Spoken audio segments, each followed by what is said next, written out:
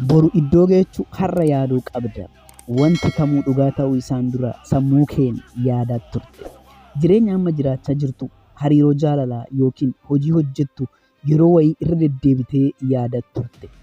Boru jireenya kee keessatti kan uumamu immoo amma waan yaadaa jirtu guddaa yaaduu qabda. Kaayyoon si barbaachisa. Namni kaayyoo hin qabne nama sodaachisaadha.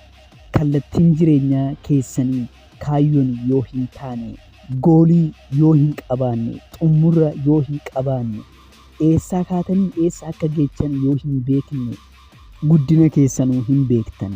Namni kaayyoo yoo hin qabaanne bu'uura hin qabu. Wanti bu'uura jedhamu hin jiru. Kan dhufe hunduu fudhateeti deema. Kaayyoo ofii hordofuun akka afaan haaraa baruuti. Yeroo baay'ee ni giingofta garuu giinga'aas ta'u baruun kee hin oolu. Namni kaayyoo qaba jechuun bu'uura qaba jechuudha. Bu'uura irraa ijaarame qaba. Hin danda'u hin jedhin. Keessa kee namni gootni hin dhalanne tokko jira.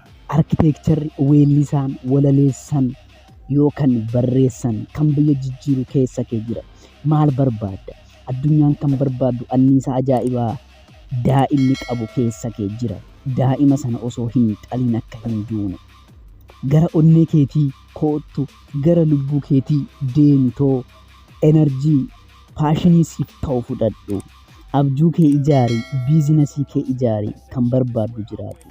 Addunyaa irraa, mana barumsaa kee irraa, gabaa irraa, siyaasa, oduu adda addaa irraa eenyummaa kashlabbii siif kenname gara cinaatti achi gatitoo gara onnee keetii seenuun waan si gammachiisu barbaaduun of dhali ni dandeessa.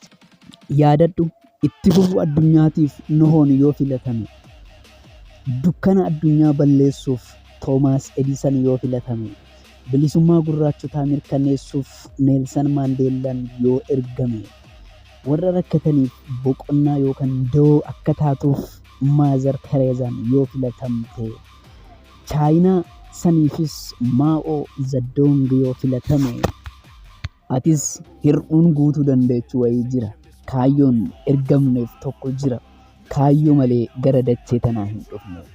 Guyyaan jalqaba itti milkoofne hundi keenya gaafa gadaamessa haadha keenya keessaa nagahaan baane. Milkiin keenya inni lammaffaa immoo kan jalqabu maaliif gara dachee tanaa akka dhufne guyyaa itti beekne irraa jalqaba.